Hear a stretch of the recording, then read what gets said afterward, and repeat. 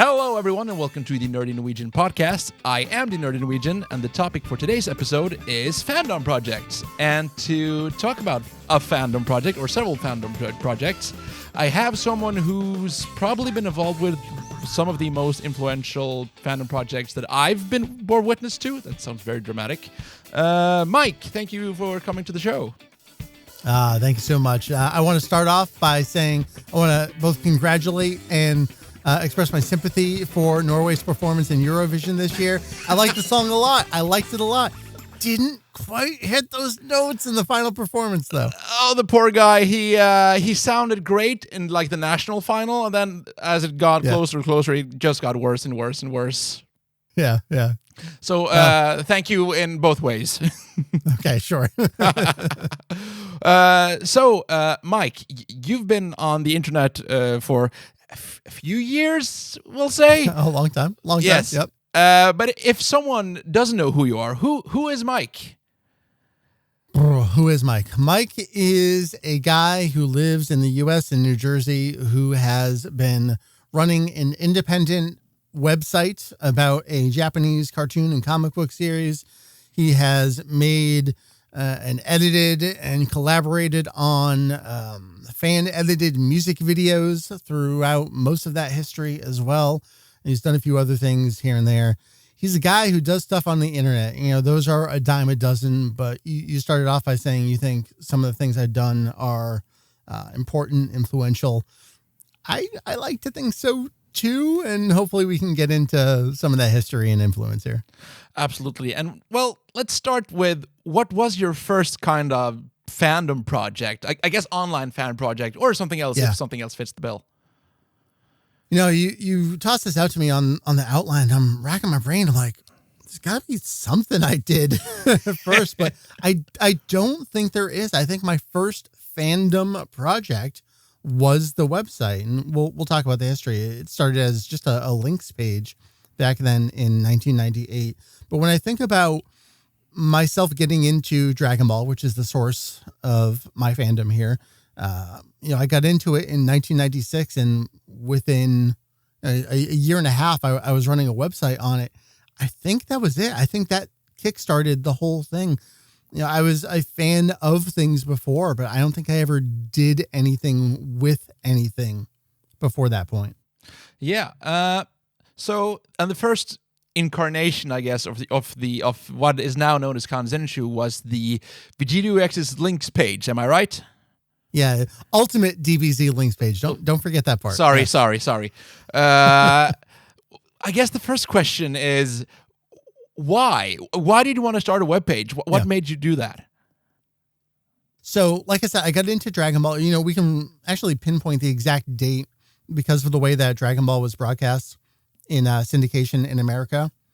It was, for me, it was on Saturday mornings at like 6:30 a.m. that first season in syndication. So, you know, I look back at whatever September 20th, 1996 was the day I became a Dragon Ball fan. You know, I can pinpoint because I came in at episode 2. I had a friend who caught episode 1, told me, is this cool series, check it out next week. So I saw episode 2. I just immediately fell in love, and I didn't know much about, like, I wasn't into any other kinds of fandoms. I was just a kid who played video games and was starting to, find what he liked in the world. But I just knew I wanted to do something with it. So when I got into it, I started looking on what was the early World Wide Web at that point, and saw that people made their own websites about it. There was an official Dragon Ball GT homepage from Toei, which was like the only official information out there. Everything else was dominated by fan sites. That was the internet landscape of the day.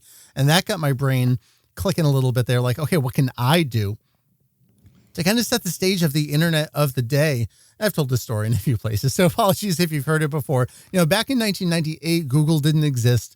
Yahoo was not really a search engine. It was an independently maintained, human-maintained directory of websites that you had to submit your own link and description to, and a real-life human being would review it and deem it worthy of being added to the Yahoo directory under, like comics, manga, Dragon Ball. Would you appear there? So I thought, okay, I'm really big into this. I know all the big sites. Why don't I make a links page? I know what all the best sites are. I can be this side resource to point everyone to everything else. So as far as I was concerned in 1998, it had all been done. Everything was done up to that point. Everything was cataloged. News was being covered. There was nothing else for anyone to do with Dragon Ball in 1998. So I'm going to start a links page in January 1998. We had only just gotten our first home computer. It was a Christmas present. So that was December 25th, 1997. Within a week or two, I had a website online. I knew this is what I wanted to do. So I made a links page. When I tell you that by February, March, it was no longer a links page. I went through the history here. I couldn't stop myself. I said, okay, there's links. But what if I recorded sounds by holding the laptop up to a computer speaker and put some sound files on the website? What if I grabbed some images from other places and made a little gallery with stolen materials from other places? It really just grew out of there. So VegettoEX's Ultimate DBZ links page really existed for a month max before it was VegettoEX's homepage. And that was a pretty long portion of running. I say long, but it's like a blip in history at this point. But yeah, it turned into a homepage, which at the time, was news and just little thoughts that you had. It was like a combination blog, combination news scroll, combination multimedia gallery. That's just what websites, fan sites were at the time. So those are the earliest days of starting and why I wanted to start. I wanted to share, and I just couldn't stop myself from there. Well, and then we moved to 2026, and you still haven't stopped sharing, but now it's a wiki instead of a links page. Yeah, exactly. Yeah. Gua, I can't stop me, as a smart chibi once said. Oh, yes. Where do you want to take it from here? Because I can run through. I was going through. I'm like, all right, what are the actual dates for everything? You want me to give you a run through of the site history here? So is this going to be your research for the Kanzenshuu wiki page about Kanzenshuu? Yeah, and this is the cool thing is because I'm saying it here. So if one of the other editors takes it and cites me as the source for it, technically there's an independently sourced resource for it. So yeah, I'm doing it. Sure, let's go ahead. Okay, so we've got VegettoEX's homepage by February or March 1998. I went back and I've shared this on Blue Sky before. I found my first post that I put on Usenet on alt.fan.dragonball in May 1998 saying, hey, I have a website. It'd be cool if anyone could come visit it. You know how many responses I have to that post? 0, my dude. No one cared about that post. How did it feel reading that as an adult? It's really cute. It's that is definitely Mike, but that is also a 16-year-old Mike writing that there. It's really short. It's only a sentence or two. And then I was active on Usenet at that point. And I forget exactly when AOL integrated newsreaders and Usenet into their software, but there's a wave. I think there's 2 waves. You got to read somewhere about this on Wikipedia's probably got a good article on it, but there's the old school, the graybeards of Usenet have these 2 terrible eras of Usenet. One was when all the college students got on, and then the second and the worst was when all the AOL users got access to Usenet, and then anyone could just post anything. So, all right. So that's just a fun little blip. I've always enjoyed /hated continued to participate in rebrands of content. It's funny is that just, I do communications and marketing for a living now. It's you can trace this all the way back, inventing words. You can trace it back to this time here. In March 2000, I relaunched and rebranded as DaizenShuEX. I think a lot of people will probably be familiar with that name because that name lasted for a very long period of time. That was just, it was no longer me. I had a couple other helpers on the site doing some news and some galleries and stuff. And I wanted to give it's interesting to think back. I wanted to not be the name of the site. It was removing myself and my own ego from the presentation of the site. I wanted the site to stand on its own as its own entity. We weren't really yet at the point of influencer, like personality driven sites. And we ran into some trouble at that time, because I had folks that were working with me that saw that future, and that's not what I wanted to do with the site. I think it's interesting in retrospect to think back to, like, those were the arguments we were having without knowing those were the arguments we were having and what the direction of the internet was going to be. I really wanted it to be, no, we are a source of information and this is what we do, and it stands alone and it speaks for itself. And this is also the period of the English dub is at its height. Like, the English dub of DBZ is airing on Cartoon Network for the first time through to 2002, 2003 there. I actually took my ball and went home for a little bit. Like, there's a larger discussion I want to have at some point when I wrap my brain around it, about the fact that, and I'm going to say the fact that the English dub of Dragon Ball Z from Funimation set back Dragon Ball fandom, but more specifically fandom documentation, by at least 5 years, if not 10 years. Yeah. And that's my fault. Like, I actually take almost ownership of that a little bit, but I wanted to course correct on that. So we relaunched again in January 2003. That was probably the biggest. I don't say it's not the biggest, because Kanzenshuu was the biggest relaunch, but of the era, that was a big relaunch. That's when Julian joined me. We had been working for like the last year at that point. He was starting to learn Japanese, so he had a little bit to contribute there beyond just writing some news and some other stuff. And we really like doubled down on that. Like, we wanted to be an authoritative source of information, and this is the place you come to get this information. There's no BS about it. There's no one trying to steal all the attention for it, even though ultimately it sort of became a little personality driven. Like, once you launch a podcast, which is really funny, because like, we're talking about these olden days. The podcast launched in 2005. The podcast is only about 2 years removed from this relaunch. Yeah. And the podcast is inherently personality driven, because you've got a real voice and a face to it. But that was a big relaunch. We totally redesigned. It was just Julian and me, and it's really never stopped since that time. We launched the podcast in 2005, the end of that year. That was the year that Apple added podcast support to iTunes. It has existed before that point, but that was like the real turning point for a podcast. And it was just, hey, what's a new thing that we can do to get the word out there and have fun doing it at the same time? Our forum. Yeah, go ahead. I was just going to say, other than that, our forum install dates back to 2004. And it's around the same time, like site relaunch 03, forum install 04, podcast 05. It was like that span of years right there really cemented who we are and what we were going to do from that point forward. Yeah, and I find it really interesting, because you have like the initial excitement when you made, the links page, and then, as you said, taking your ball and going home, when the dub kind of replaced Dragon Ball with the worst project, but in English, so more people watched it. And then you came back with the relaunch and the podcast. And what made you want to do the podcast? It really just was, hey, we're having a super fun time here. By that point, I had also graduated college, so I was a young professional adult. Early career, not a whole lot going on. Still had a lot of free time.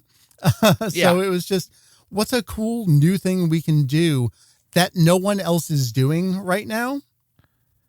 That would just be a fun way to get the word out there and see if it works.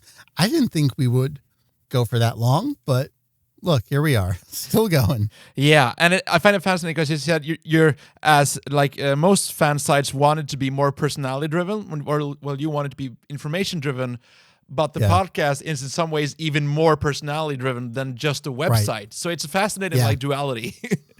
Yeah. You can't separate me from the website ultimately, even though obviously we have other co-founders when you get to Kanzenshuu in particular.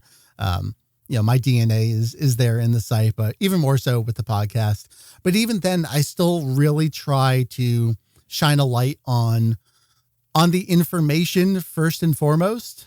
It's not about me knowing things. It's about the information and getting it out there and just sharing cool tidbits.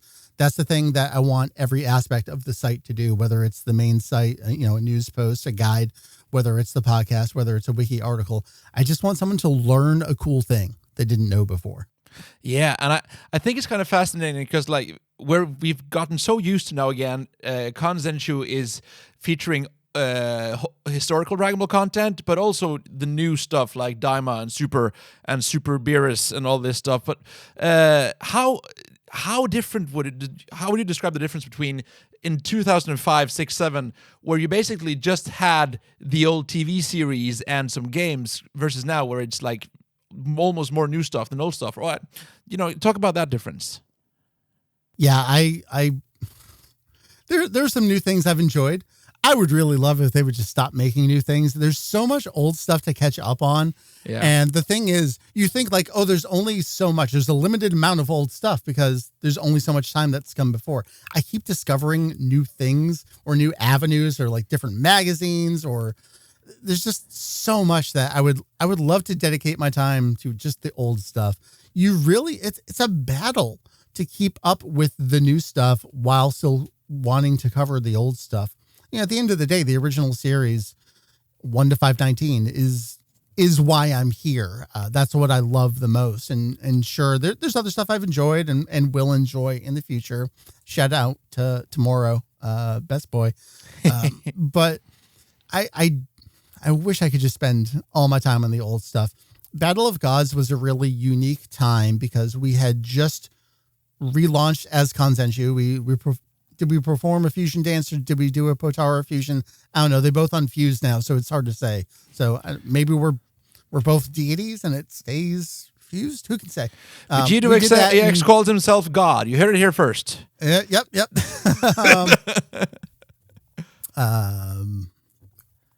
Kami-sama.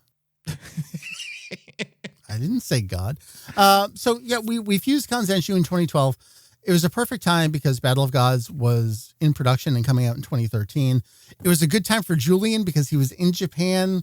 His family was only just beginning, so he still had plenty of time. Julian is the reason we know everything we know about Battle of Gods. Like, I'm sure some tidbits would get out there over time. Someone would find a magazine.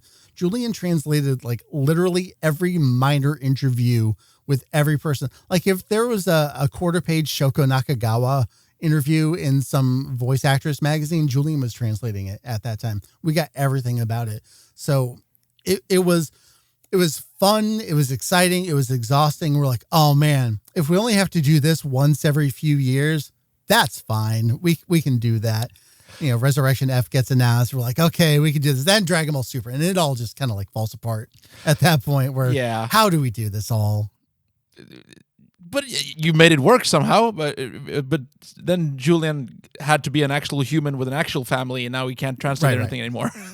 But okay, we're going to jump into the Kanzenshuu launch. But I just want to ask you, because during the DaizenShuuX days, you had some other fandom projects. Like you had your video game podcast, VG Convos. When is that coming back, by the way? Is that on the hard drive next to the Dragon Ball GT reviews? It absolutely is, yeah. Gotta hook that up through old like SCSI device or something. Yeah. I did some stuff. I appreciate that you remain the number one fan of VG Convos. Yes. For me, VG Convos was, ultimately I decided we don't need a bunch of white dudes talking about video games on the internet. There's enough of that going around. Yeah. I don't know that I really had a unique voice or anything to say on that. So that just kind of fizzled.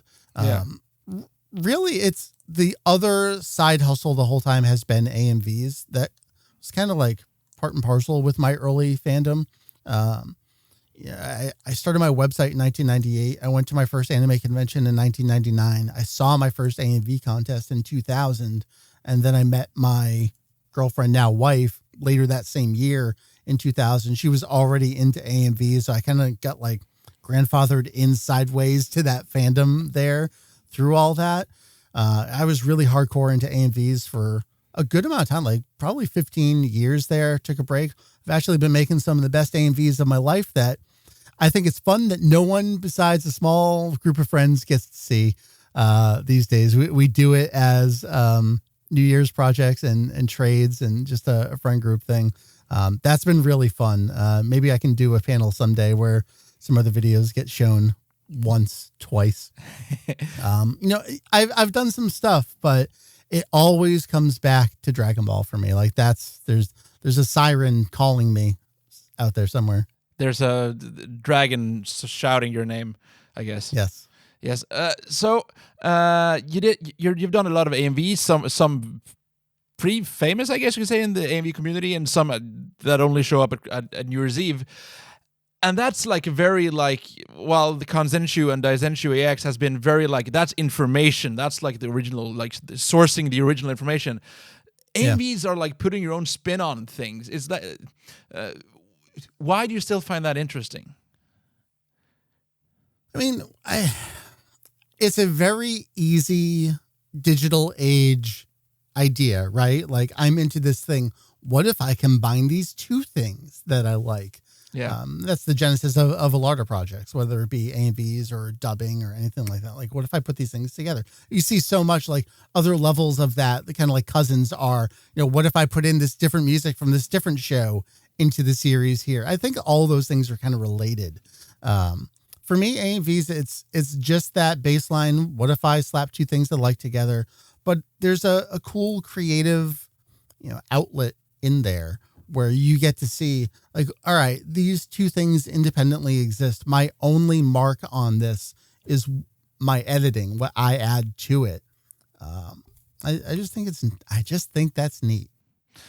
Well, I agree. Fun fact, I actually learned quite a bit of about video editing from you made an AMV called How to Make an AMV. Yeah. Which I found really funny because I remember you talking about the podcast. You had to create worse footage in order to make it look like the footage people used to use. Yeah. It's tough these days. And I promise this relates. It reminds me of the Gumby edits that I do right now on Blue Sky, where there's just an account that every couple hours they put up a random screenshot from the old Gumby shows, and I don't have to. No one's making me. There's a command from above that says, Mike, you need to insert Gumby into Dragon Ball footage. And what's really interesting about it is, I do a lot of stuff to try to match Gumby to Dragon Ball or vice versa. There's a lot of, all right, I have to blur Gumby twice, add a 2 to 3% grain on it to match Dragon Ball. Doing those kinds of things, adjusting the color, temperature, and all that kind of stuff. The amount of effort. It's really crazy. What was the actual question? Why did I start talking about Gumby? Why did you start talking about Gumby? We were talking about, because you when you made the How to Make It an AMV, you had to make the footage worse. Exactly. Okay. So relating it back to there, and this was 2003, 2004. By that point, we were ripping DVDs. So I knew how to do things, quote unquote, properly. I was ripping legitimate DVDs. We did crazy stuff where you had to, we were using these programs to port it all into lossless codecs and then re-encoding them as low quality motion JPEG files to use as swap files because your computer couldn't handle editing with the lossless files. So through that process, I was like, all right, if I re-encode this clip 8 times at different quality levels, that's going to match the quality of someone who finds a real media file and figures out some weird way that they converted it to match their Windows Movie Maker file. I don't know. I've never known how people weirdly edit. I only know, quote unquote, the best way. So it was a process how do I make it look bad? I don't know. I got to figure this out. I remember because in my early days of YouTube, with a username name that shall remain secret, I used to do video sound effect remakes, adding new sound effects, and every layer of sound effects had to be exported, then imported, then a new layer, then exported, then imported, sure. And Movie Maker would add an inch of white grain every time so my video would moved off to the side. So quality in every part of the project. But one of the things that interests me actually about that AMV is teaching, because you made a video to teach people how to make AMVs, and you also had like panels teaching people about Akira Toriyama. Where does that come from? When did you want, like, not that you're the teacher, but like you've several times gone out of your way to teach people about Akira Toriyama or how to make AMVs or how to do podcasts. Like, where does that come from? I think I don't just want to, I guess it's like the old saying, you can lead a horse to water, but you can't teach him to drink. Like, I want to teach people how to drink, I guess. As like, I don't want to just give you the information. I want to give you the skills to go out and do things yourself. So, there's been times when we'll do like, here's this piece of news and here's how we're debunking this news. It's not just that we're debunking it. It's like two parts. It's not that we are debunking it, and it's not that we are debunking it. Here is the exact process that we use. Like, here are the names of the magazines. Here are the names of the people that are in these magazines. Here's what this specific column looks like. Here are the clues that you can look out for of like how this magazine is laid out. Here's where the page numbers are. Here are the colors they use. Here are the release dates for it. Does this match with this? This magazine, they're saying it comes out on this date. Well, that's not even the kind of release date structure for this magazine. So I think for me, it's just, I want to teach people about the process as well. Because then maybe they can go, I don't know, go be my competition somewhere somehow. I think maybe it's just, I've gotten the best compliment I can ever get. And we've heard this a lot, and I'm so grateful for it, is that I wish there was a Kanzenshuu for blank. And I hope by doing some of this stuff, someone can go do the Kanzenshuu of blank, whether that's Yu-Gi-Oh, Naruto, One Piece, Mortal Kombat, Barney, like, I don't know. Just go do a cool thing with the models you've seen and learned out there. Yeah. And now we've mentioned Kanzenshuu a few times, and let's go to the creation of Kanzenshuu, because you had your fan site NerdyNorwegian, and you had the site Kanzentai with Heath and Jake, thank you. Yes. How did you enter the fusion dance? Well, still yet to be determined. Was it a fusion dance or earrings? Yes, yeah. Deities, of course. Sorry. How did the deities fuse? I don't remember a lot early on when Heath started Kanzentai. It was just one of those days, suddenly there's another Dragon Ball site out there and they're doing cool stuff. What I liked about Kanzentai was they were modeling the behavior that we tried to model, which was for just about the information. Like, it almost doesn't matter who's posting it. It's just solid research and presentation of manga chapters, episode guides, home video releases. I remember at the time thinking, like, who are these people? Where'd they come from? I just assumed they were over in Europe somewhere, because I guess my mind couldn't comprehend that. Another American? Some other American was doing the same amount and type of work that I was doing. Yeah. It was really funny. And we just clicked immediately. At least I feel that way. I had them on the podcast kind of early on, maybe a couple of years into their tenure there on Kanzentai. Jake was doing things like, he went to Japan. He went to the Jump Super Anime Tour special, or tried to sneak into it. So, we would get those kinds of stories. And I felt like Heath had something to bring to the table too. So we just got talking, and we continued to operate independently for a number of years at that point. And we, quote unquote, joked early on, like, hey, we're doing a lot of the same stuff.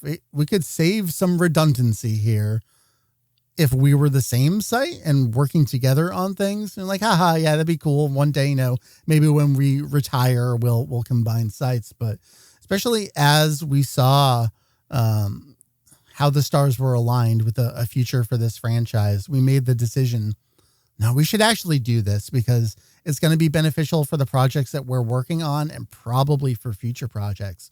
So we just smashed the sites together. It was more work than that. It was a lot of work. Like, we moved to an actual content management system, and we restructured everything and all of our processes. And it was another full rebranding.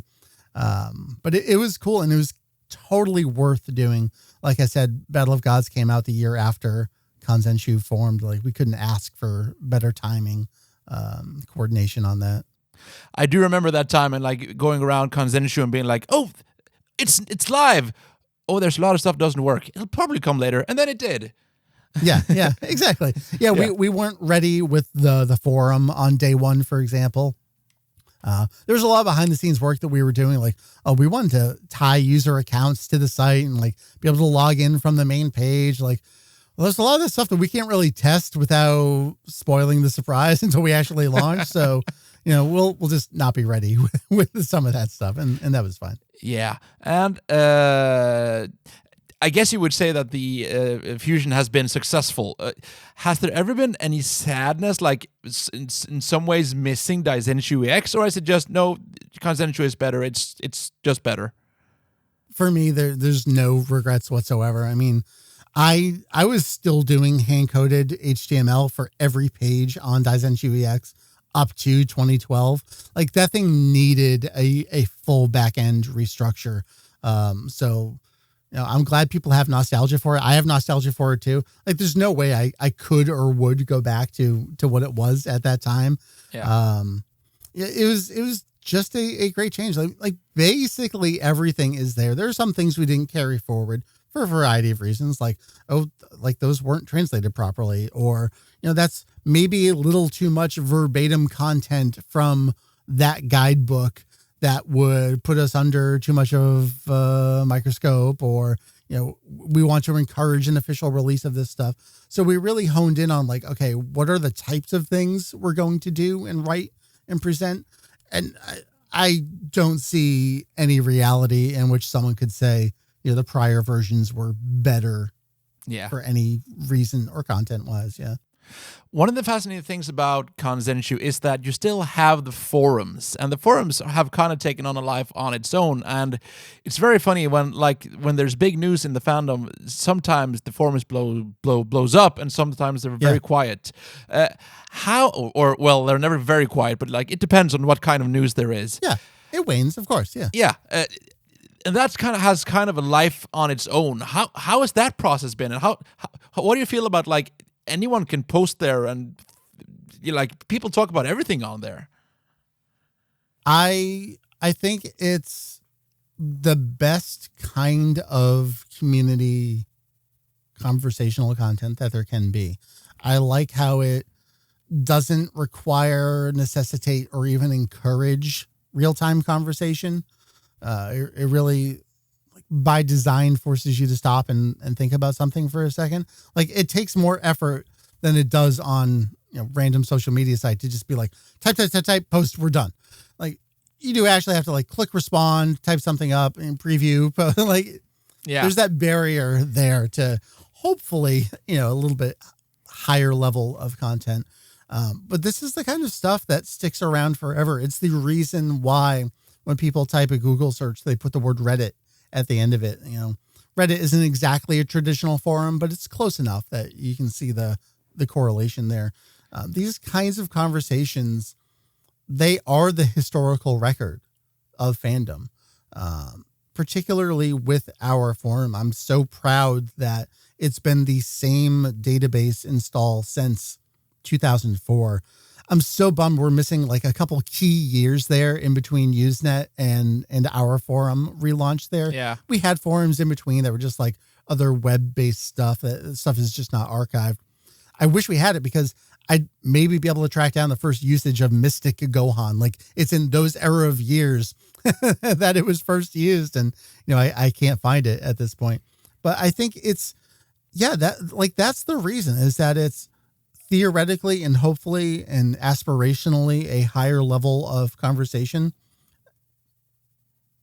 That it is what it is for that reason. But also, again, it is the historical fandom record of the time. You think about Super is a decade old at this point. We had individual threads for every episode of Super. Like that's what people said on the day that episode aired. And I think that's important to memorialize. Yeah, and that's another fascinating full circle moment where now your website is becoming a source for information instead of like you're the source instead of like referencing Kanzenshuu or guidebooks. Yeah. Like, no, the source is my forum page. Right. Yeah. But that's great. I love that. I tell this story often. There's episode 51 of the syndication broadcast of Dragon Ball Z here. When it first aired, it had a title. And then when the home video release came out, it had a different title. And I had forgotten about that for so many years. And I remember asking on Twitter one day, like, hey, does anyone remember what the deal was with this? And someone responded to me and said, yeah. And the reason I know is because you told me about it on alt.fan.dragonball back when it first aired. Like, perfect. Like, that was enough for me to say, all right, well, I can go look in the Usenet archives. There's my post from 25 years ago explaining the situation with that. So, it wasn't exactly my forum, but it was close enough. Like, I was the best available source at the time for that. And that was enough for me to be like, okay, let me go find the tape. I definitely have this recording somewhere. And now we have, as far as I know, the only visual of that original syndication broadcast title card that exists on the internet on our wiki for that episode page. All because I thought, like, hey, does anyone know this thing? Oh, yep. I said it 25 years ago. Does anyone know? Oh, I do.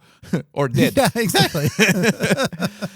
Now, you mentioned the wiki, which is like the final form of Kanzenshuu or VegettoEX's link page, if you want to go back to the start. How has that process been with now finally launching the wiki? It's been a process. I mean, we've had that wiki button up in there on Kanzenshuu since we launched back in 2012. It was always a dream for us to have that, and we always wanted to aim toward it. We were talking about a wiki pre-fusion, as the NerdyNorwegian wiki is what we envisioned it was going to be back then. And I knew that we were going to do Kanzenshuu, so it would probably be a Kanzenshuu project. What's been really interesting, fascinating, and enlightening about the whole process is, we are a very old school DIY fan site. That's the way I describe it. Like, think about your grungiest punk band out there. Like, we are the website equivalent of that.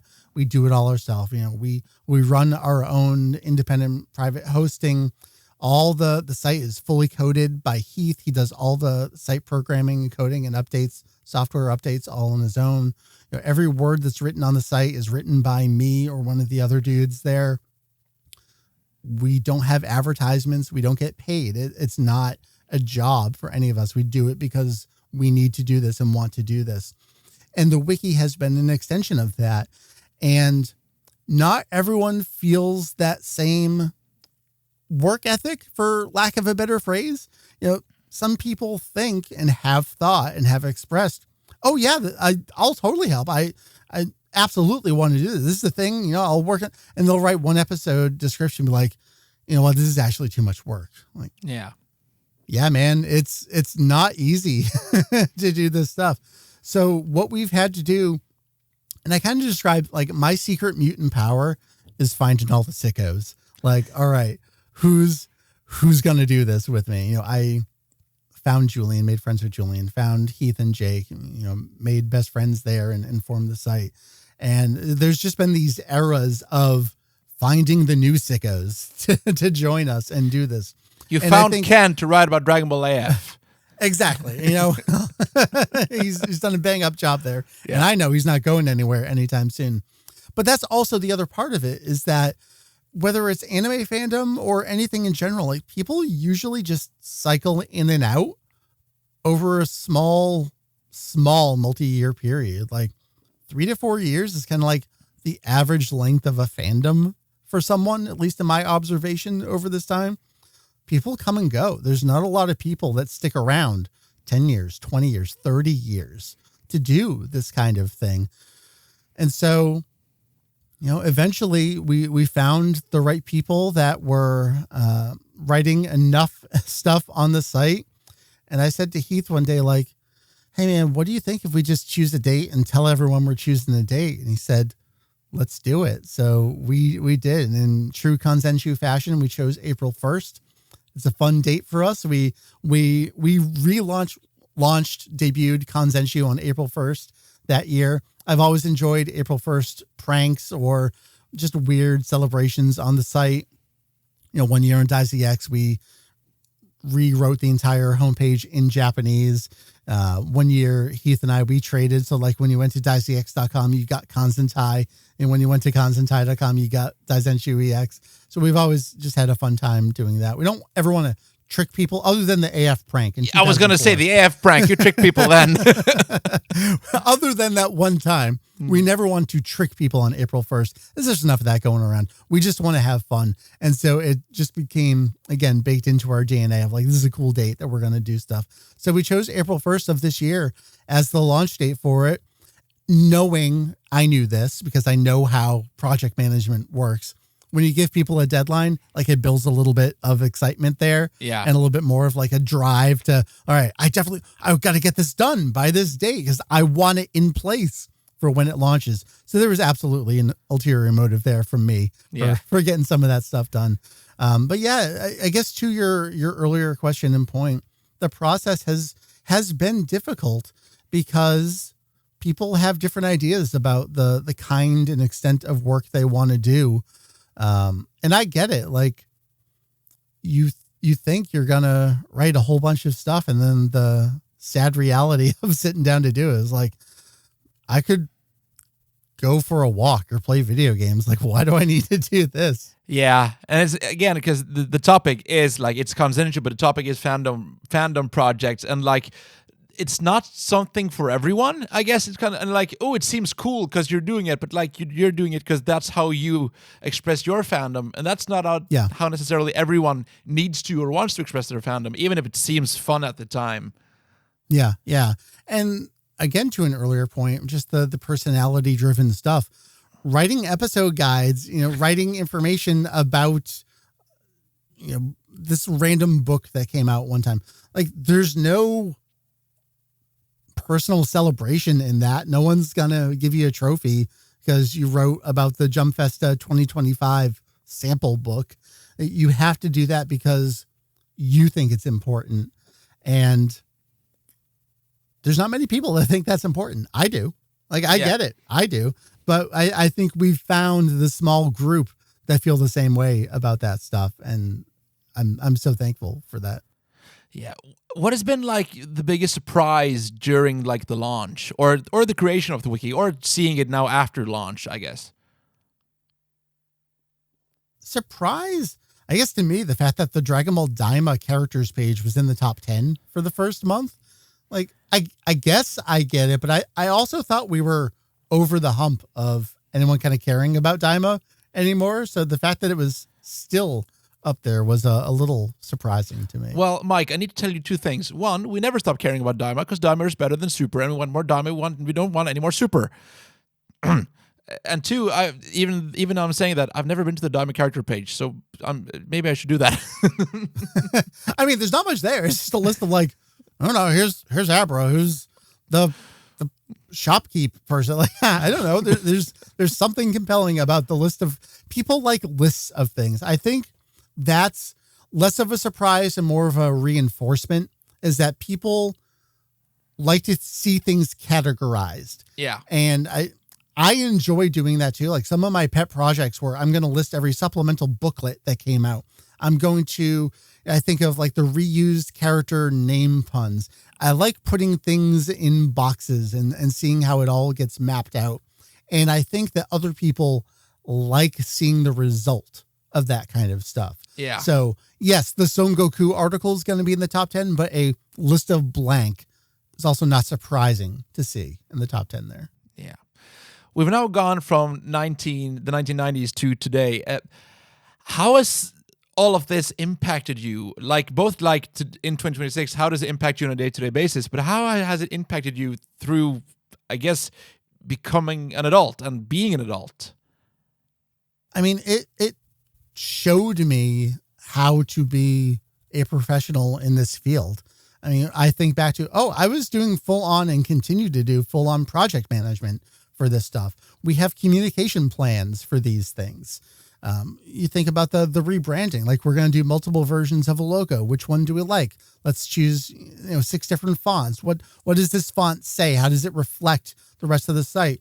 This color, it's setting this mood. The blue is the legacy from Kanzenshuu EX. What did we pull in from Kanzenshuu to really show that these two have combined?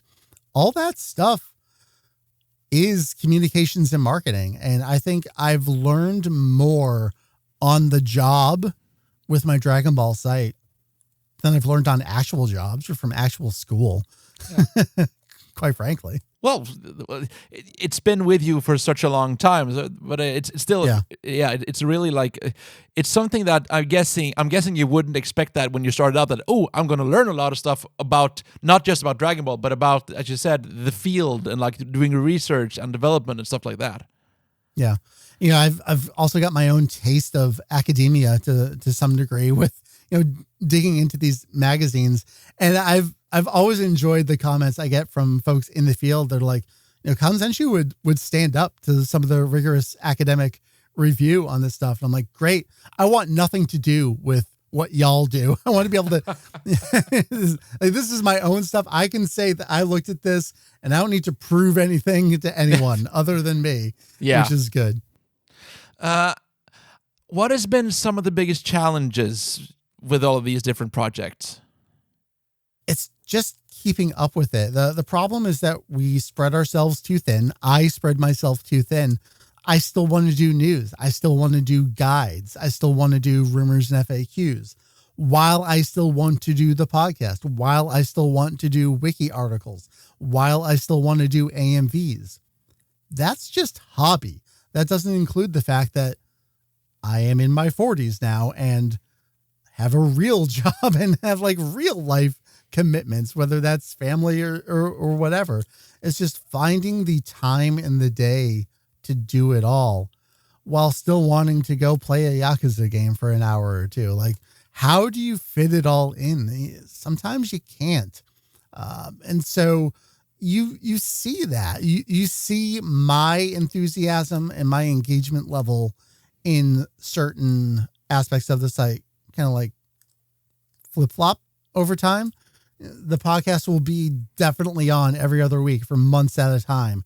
And then suddenly something else comes up, like the wiki launch, where it's like, well, I have to manage this going on and I have to be writing these things, while thinking to myself, like, all right, ultimately I'm creating future podcast topics for myself. So at least I can feed it back into itself. But that's the challenge, is we're not a company. We don't have a real staff. I can't delegate, VJump research to someone else in the office. It's me. That's it. If there's a lot of stuff that if I want it done, I got to do it. There's no one else that I can call downstairs to come look something up, to scan it, to take the screenshots, to do the editing, to write the articles, to edit the articles, to proofread the stuff that everyone else is doing. That's the biggest problem, is just, it's really big and it's just a side project at the same time. Yeah.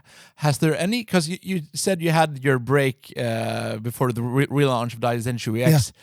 Has there ever been another time where like you've been close to quitting? No. Since then, absolutely not.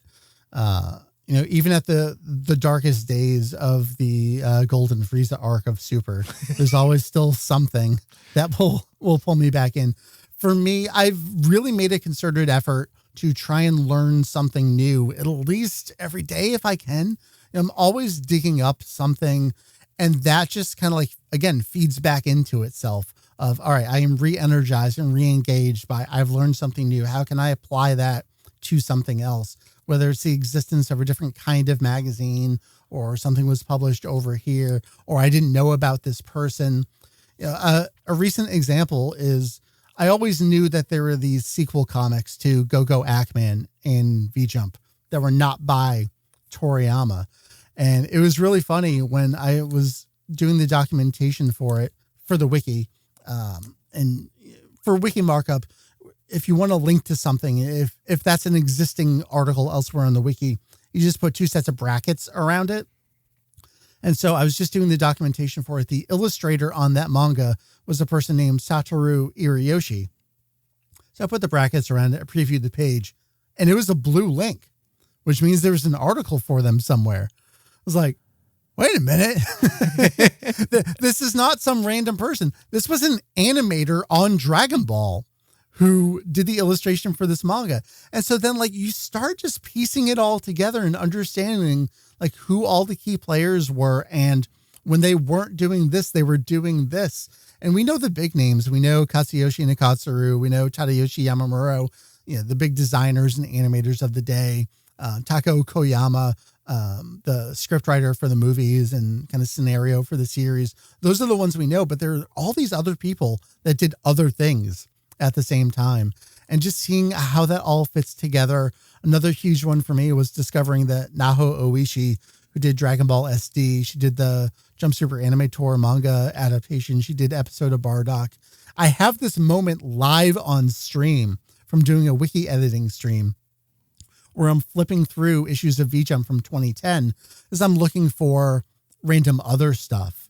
And I stop and I find this Dragon Quest manga, because that's what I've been into a lot recently is Dragon Quest manga. I see this Dragon Quest manga. I'm like, oh, I didn't know this one existed. And I look at the bottom of the page and I see two names. I see Osamu Kaneko, who I know from doing this other slime manga. And then I'm sounding it out to myself, the count. I'm like, Oishi na ho. Wait a minute. Oishi did a Dragon Quest manga? Like, I have never seen this referenced anywhere else. It even got a collected edition. Like, it's just a short 6-chapter series. But that's another one where, to me, you look at the timing of it, and it's in between the JSAT manga and Dragon Ball SD. It's like, okay, they had a plan for Oishi that was more than just these projects. And this was like growth. And when you see that she was working on it alongside Osamu Kaneko, who's been doing slime manga since 1992, like she was under his wing working on this, learning the ropes of doing a Dragon Quest manga, being supervised and working on this expanded Toriyama world. It all just like fits everything into place for me, making those discoveries. You can hear the excitement and wonder in my voice as I describe this. Like, that's the fun stuff. And that's the stuff I want to share. That's the stuff I don't see anywhere else. Like the closest you'll get to that is, I don't know, here's an album of scans of things. There's no context for it. Like, who did it? Who said it? When did it come out? Why did it come out? What does it relate to? Oh, like this manga, it's not just a manga that came out. It's in support of the Nintendo Wii version port of the arcade games that had been a huge success. Like, then you really start putting it all together. Like, okay, Shueisha, Bandai Namco, Square Enix. Like, okay, how do they all fit together? You really, just the puzzle appears before you. Yeah. You start to see like the Matrix and like... Yeah. Slime, bird. So... and that's one of the things I find fascinating about the wiki and about Kanzenshuu is at the same time that Dragon Ball has, come back to life, is continue getting new stuff, you're also expanding into the expanded Toriyama universe. Yeah. How much has been like as you said, researching Go-Go Ackman, how much has that given like new life to your fandom? Yeah, 1,000%. We only in America just got Akira Toriyama's manga theater. It was called Blank Piece Theater in Japan. It was 3 volumes, this collection series of Toriyama's one-shots and short series. We only got that in 2021 here. A lot of European countries, France, Spain, Italy, they've had this stuff for years. Yeah. We've had bad scanlations of some of this stuff over here that date back to the 90s. There's never been any reappraisals on some of this stuff. For me, that's another thing where I love Dragon Ball, but to learn more about Dragon Ball, you have to go beyond Dragon Ball. You got to go before Dr. Slump. Like, it feels like a controversial statement sometimes, but like, you don't understand Toriyama or Dragon Ball unless you've read Dr. Slump. It informs, yes, the early portion of Dragon Ball, but it also informs his writing style, his page layout, his art style evolution. Like, his art style evolved over the course of Dr. Slump, never mind over the course of Dragon Ball. So to see the full span of that, I feel is so important. And then to really think about all the other one-shots he was doing before Dragon Ball. You think about Dragon Boy and the Adventure of Tong Po that served as prototypes towards the creation of Dragon Ball. That informs Dragon Ball so much. And you think about some of the other short stories he's done where you see him return to the same ideas and setups over and over again. There's always a young boy. There's always a young girl. They're always going on an adventure. They have some kind of adversary or MacGuffin there. And he'll redo that over and over and like refine and shape and polish and change his one little thing here and there. And a lot of authors do that, but there's something magical about the way that Toriyama does it. And to see how he'll take those same things and what that new spin will be. Something I really want to get into the future is talking about what appears to be Toriyama's almost like environmental phase post Dragon Ball, where he did this comic for, God, I'm blanking on it now, but Mr. Yu of Delicious Island. That's part of this pamphlet that was called Biosphere. I want to say it was like environmental, concerns for kids in Japan. I have to write the wiki article for it. It's been formally requested of me. But also he did this thing about a fish. He did this children's book called Tochio the Angel. Like there's so much stuff that he was doing post Dragon Ball where you really see like he has a chance to finally do something different and say something different without the burden of this long running series. That's the stuff. I think it's critically the stuff post Dragon Ball that doesn't have the context out there right now. Yeah. Especially that early stuff like Alien Peke, Sandland came out here in America, so people know that. Kajika, my favorite release, Kajika, You Cowards. Kajika actually came out in Norway. Na, na, na, na, na. I'm so jealous. That's the stuff people think he finished Dragon Ball and he just peace out. Toriyama done. No, like he did several series that were a full tankobon long. He did several 2-3 chapter series. He was busy for a number of years after Dragon Ball, and that stuff it just doesn't get the time of day. Yeah, but then we luckily have things like the wiki that actually can lift up and inform about that stuff, which we are very grateful for. I'm trying. Well, is there anything along the way, like, because, I know you can't change stuff, but if anything in the process of making these websites, anything you would have changed along the way?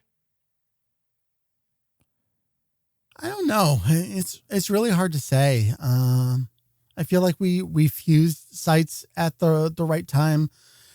I mean, the answer is, again, I reflect back to things I've said earlier. I have this grand theory that Dragon Ball documentation in the fandom was set back, 5-10 years by Funimation's English dub. I wish I wouldn't have gotten so distracted by the English dub. Yeah. I just, like I was saying about some of the earlier sites, they were out there. They had done everything. I think back to Buken's site, Shushinshu, and he would cite V-Jump issues for news. That's the stuff we lost for a period of time there. Part of the problem was I didn't have access to that stuff. I think he was in California at the time. There were other folks that had better access to these materials. I was just, a high school kid in New Jersey. I didn't know where to get this stuff. It's not like today where if I want V-Jump, I just go amazon.co.jp, click that button. I got to pay my $30 to get this stupid magazine shipped over to me. For the most part, except for when the scalpers get it for the darn Yu-Gi-Oh cards, like I can just order an issue of V-Jump. That wasn't possible. Honestly, I look over at the shelves 15 years ago. It was only that recent that I've been able to like that accurately and timely keep up with stuff.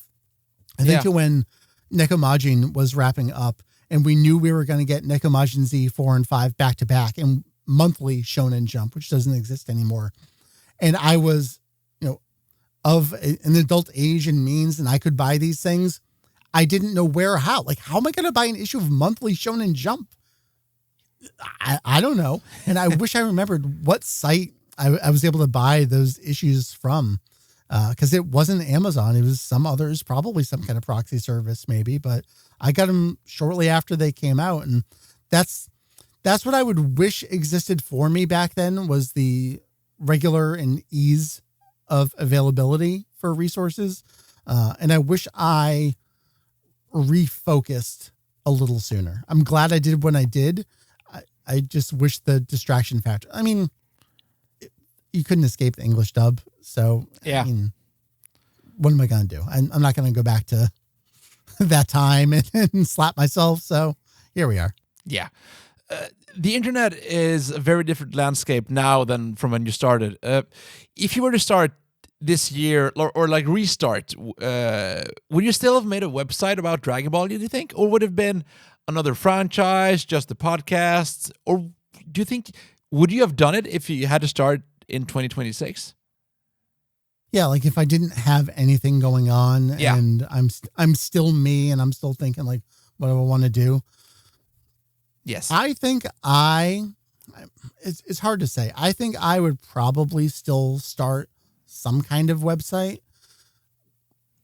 simply because I still like independent websites. I think text has been and will remain the best form and, transportation vehicle for information going forward. I think that drive would stay within me to share something. I don't know if it would be about Dragon Ball. Gumby? I was never actually I definitely had a Gumby as a kid, but I was never really into it. It's hard to put yourself in a place where you think, all right, if I wasn't already running a Dragon Ball website, would I run a Dragon Ball website now? Yeah. I might. It was probably fate. Yeah. It was your friend nudging you to watch episode 2 that made this all happen. Yeah. You think about, the next multiverse over. What is Mike doing? I don't know.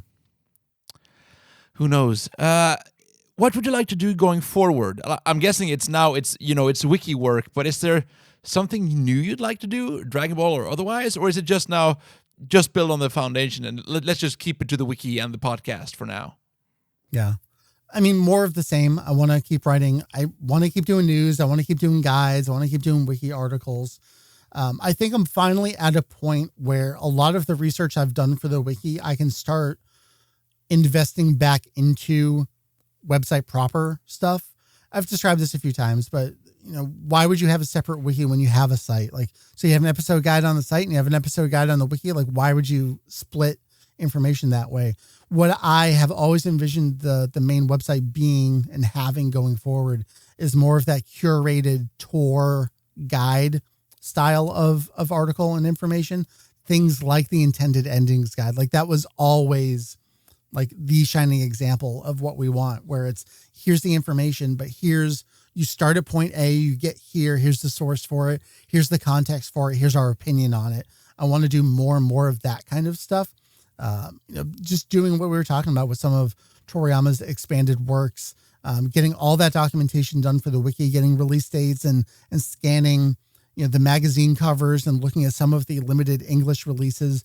That's informed some new features and articles that I have in the works. And I love that stuff. I love not just the raw information. I get a lot of joy out of that, but I love telling you the how and the why behind things as well. Yeah. The final topic is one that's not in the outline, but it's one that I wanted to just bring up quickly, and that's the topic of internet friends or friends like the parasocial relationships. And one of the reasons for bringing it up is like it's gotta begin. This is probably going to be slightly awkward, but it begins with a thank you, because I've been listening to the podcast for hours and hours for several years, since like 2009, I think I started listening to the guys. You've been around a long time. I know. Yeah. Trust me, I know. Yeah. Oh, thank you. Well, and the thing is, it's having the podcast and having friends, because you and Mary, and like you became like friends, and you're like, I heard your voices more than most of the people I talk to. Like more than family in a lot of cases. Like, I get it. Yeah. Yeah. So one, thank you for that. Thank you. And two, how does that feel? And like, especially like, again, I started listening to you in like 2009. That's closing in on 20 years ago. And like, we have people in the Kanzenshuu forums on the Patreon, and people like Ken, Randy, and Doug, and like people who are now your actual friends and people that you know who started listening to you like 15, 20 years ago. How does that feel?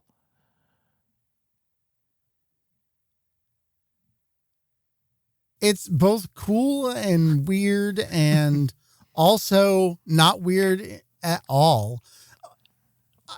At least for me, I feel so much of it has been so natural that I've never really questioned it, because so many of my fandom friendships have evolved out of fandom stuff. A lot of my AMV friends are my best friends in real life. We were just with a bunch of them watching Eurovision this weekend. Like that's just how life shook out for me. Like I really don't know how to answer the question, because it's just a state of being, a state of reality. Yeah. For me. Yeah. And then, speaking of your now combined real friends, podcast friends, why is Mario Kart the most important content? It is a super group of podcasters, AMV people, and also just random strangers that you don't know, but I know. Just talking and having a good time most Saturday nights. That's the flip side of your question to me. That's the fun part, is when I see like my like legacy real life friends talking with my AMV friends, talking with my Dragon Ball friends. Yeah. I just kind of sitting back and like, this is really cool. Just watching it take shape. And family members in some cases too, just all interacting and just getting along. And it makes you think about, all right, why am I friends with these people? What are, the characteristics of everyone that allows this all to click so well, and just being so thankful for it. And so when we get together and just play Mario Kart for 2 hours, most Saturday nights, just seeing that blossom and take shape, and just having a good time, and knowing like these people, in some cases, these people have been here in my life for, I think back to when I met some of these folks, like we're talking 2002 for some of the oldest AMV friends. 'Cause that's when we really like got consistent and dedicated to it. So, I think to folks like Vic, who I've known, who only lives like an hour from me, and we just carpooled with this weekend. These folks have been with me for so long, and bringing them all together has been an absolute joy. And I hope folks can see that joy and hear that joy and watch that joy. That's what it is. It's the quintessential example of, I think if I got all my friends together and we talked online, people would like it. And we do. And I think there's something there. There definitely is. And I do find that fascinating. Like you mentioned, like leaning back and seeing your as your real life friends and your Dragon Ball friends and your AMV friends. And like you also mentioned that earlier with the wiki, and like almost like watching you use the word, so I'll use the word, all the sickos gathering around and doing stuff. And it becomes about, it's about Dragon Ball and Akira Toriyama, but it becomes about gathering a group of people and doing something really fun. And is that maybe in one way the legacy of what has Mike done in like the legacy is the people you've gathered, like both like might that be a part of the legacy? I think that's it. If that's what I've done, more than anything, maybe even I've independently contributed. Yeah, I think I've done some pretty good stuff out there. But if that's it, if it's the fact that And I think this is true. I think I find, I know, and I keep the best people. The folks that work on this stuff, like we don't let weirdos stick around. You don't get to be a racist on Kanzenshuu. You don't get to be a homophobe on Kanzenshuu.